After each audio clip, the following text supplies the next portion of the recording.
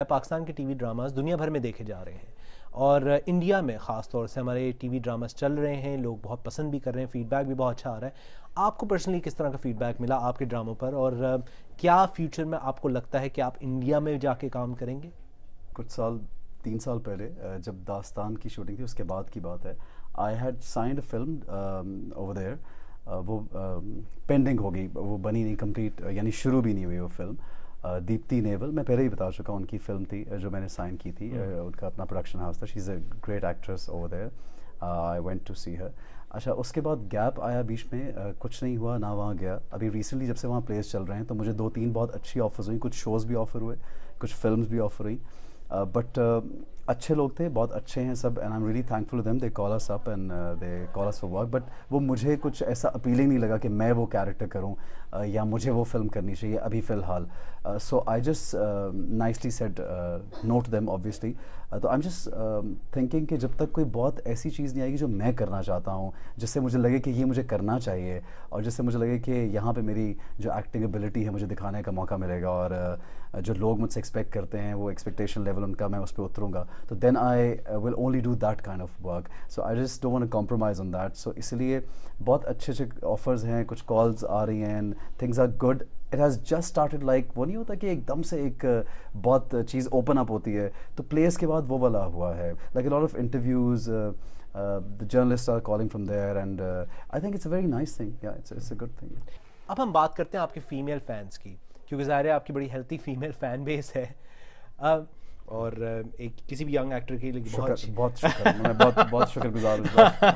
Thank God. उनमें सबसे craziest fan encounter क्या था? Oh, don't ask यार, the craziest was like it's a long story but मैं आपको शॉर्ट करके बताता हूँ कि this girl, I don't know, वो मेरे असिस्टेंट से इन टच थी एंड उसका एक दिन मेरे असिस्टेंट को फ़ोन आता है कि मैं तो एहसन खान के लिए भाग गई हूँ घर से, और वो मेरा जहाँ घर है उसके पास एक जगह, उसने कहा मैं तो वहाँ खड़ी हूँ, और वो किसी 1.5 घंटे का दूर रास्ता था जहाँ से वो आई थी।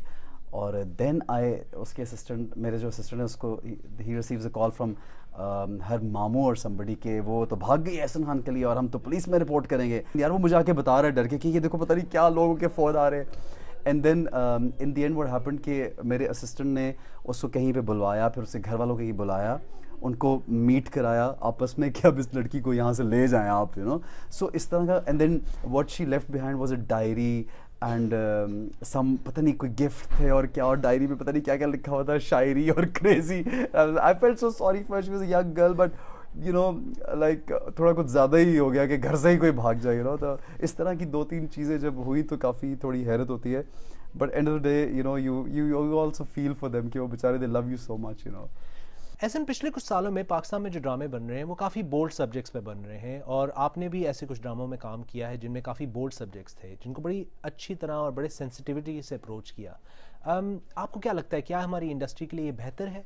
आई थिंक कि डेफिनेटली, जैसा आप कह रहे हैं कि बहुत ज़्यादा अब मुख्तलिफ स्टोरी से भी काम हो रहा है, बट आई पर्सनली फील कि हर तरह के जॉनरा पे हो रहा है काम, बिकॉज जो टिपिकल फैमिली ओरिएंटेड स्टोरीज़ हैं वो सोप्स में बहुत ज़्यादा यूज़ होती हैं, वो जिनको हम 7:30 वाला ड्रामा बोलते हैं। Then 8 o'clock comes the prime time, और उसमें बहुत एक्सपेरिमेंट्स हो रहे हैं, बहुत डिफरेंट पेज हो रहे हैं। And then 9 o'clock is the other time. So I think it's a huge market now and बहुत ज़्यादा हर तरह का काम हो रहा है, और एक्टर पे डिपेंड करता है कि वो क्या स्क्रिप्ट चूज़ करता है, कौन सा प्ले चूज़ करता है। नॉर्मली जब हम लोग स्क्रिप्ट पढ़ते हैं तो ये देखते हैं कि उसमें एलिमेंट एक फैमिली को अट्रैक्ट करने का भी है, लोगों के लिए एक अच्छी बात भी है उसमें, कोई ऐसा भी सब्जेक्ट ना हो जो शायद बैकफायर कर जाए या एक्सेप्ट ना हो, तो you have to keep a balance in that. And I guess हमारी जो इंडस्ट्री है वो बहुत अच्छा काम कर रही है, बिकॉज रिसेंटली जब से ये टेलीविज़न इंटरनेशनल ज़्यादा हुए हैं, जब से दूसरे मुल्कों के लोग भी ले रहे हैं हमारे ड्रामाज अपने चैनल्स के लिए, तब से एक बहुत ज़बरदस्त फीडबैक आ रहा है। And now everyone started realising कि जो पाकिस्तानी ड्रामा है उसकी कितनी स्ट्रेंथ और कितनी पावर है, because people are loving the drama and everybody is loving the actors as well. So I guess अच्छा काम हो रहा है, और जो बोल्ड भी हो रहा है, जो एक्सपेरिमेंट्स भी हो रहे हैं वो भी बहुत अच्छे अच्छे हो रहे हैं साहब। हेलो एवरीबडी, मैं हूँ एहसन खान। BBC उर्दू का YouTube चैनल देखिए, दिए हुए लिंक पर क्लिक कीजिए।